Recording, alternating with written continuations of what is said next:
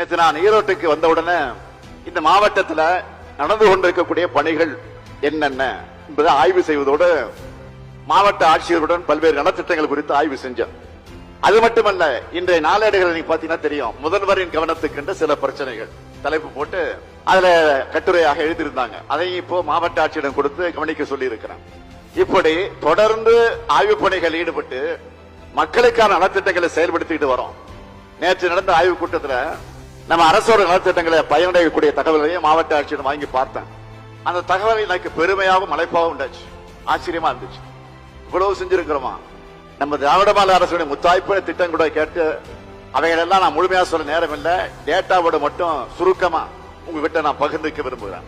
பெண்களோட பொருளாதார விடுதலைக்காக நம்ம அரசு கொடுக்கிற கலைஞர் மகளிர் உரிமை திட்டம், அந்த திட்டத்துல இந்த மாவட்டத்தை பொறுத்த வரைக்கும் 4,90,000 மகளிர் மாதந்தோறும் 1000 ரூபாய் உரிமை தொகை வாங்குகிறாங்க. அதே போல பள்ளிக்கூடங்களுக்கு சுவையான சத்தான காலை உணவு வழங்கக்கூடிய திட்டத்துல 46,355 மாணவர்கள் வயிறார சாப்பிடுறாங்க. மாணவியுடைய உயர்கல்வி கனவுக்கு உறுதுணையா இருக்கக்கூடிய புதுமை பெண் திட்டத்துல 10,000 மாணவிகள் மாதந்தோறும் 1000 ரூபாய் வாங்குகிறார்கள். அதேபோல் மாணவர்களுடைய உயர்கல்விக்கு துணை நிற்கக்கூடிய தமிழ் புதலும் திட்டத்துல 12,407 மாணவர்கள் மாதந்தோறும் 1000 ரூபாய் வாங்குறாங்க. மாணவர்களின் திறனை மேம்படுத்துற நான் முதல் திட்டத்தில் மட்டும் 1,00,000 மாணவர்கள் பயன்பெற்றிருக்காங்க. கடந்த 3 ஆண்டுகள்ல 67 வேலைவாய்ப்பு முகாம்கள் நடத்தப்பட்டு பல்வேறு நிறுவனங்கள் மூலமாக இதுவரை 7,630 நபர்களுக்கு வேலை வாய்ப்புகள் கிடைச்சிருக்கு. நேற்று நான் மக்களை தேடி மருத்துவ திட்டத்தில் 2 கோடியாவது பயன்களுக்கு மருந்து பெட்டகம் வழங்கினேன். அந்த திட்டத்தின் மூலம் இந்த மாவட்டத்தில் மட்டும் 6 லட்சம் பேருக்கு சிகிச்சை அளிக்கப்பட்டிருக்கு.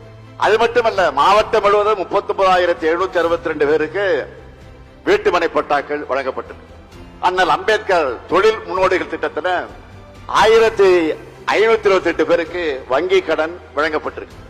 78,235 உழவர்களுக்கு 3,484 பயிர்கடன், 84 கோடி ரூபாய் பயிர்கடன் வழங்கப்பட்டிருக்கு. அடுத்த பட்டியல மாவட்ட உட்கட்டமைப்பு திட்டங்கள். அது என்னன்னு கேட்டீங்கன்னா, நெடுஞ்சாலைத்துறை சார்பில் மட்டும் இதுவரை 80 கிலோமீட்டர் நிலவர சாலை பணிகள் 1000 கோடி ரூபாய்க்கு மேல் முடிக்கப்பட்டு பயன்பாட்டுக்கு கொண்டு வரப்பட்டிருக்கு. கடந்த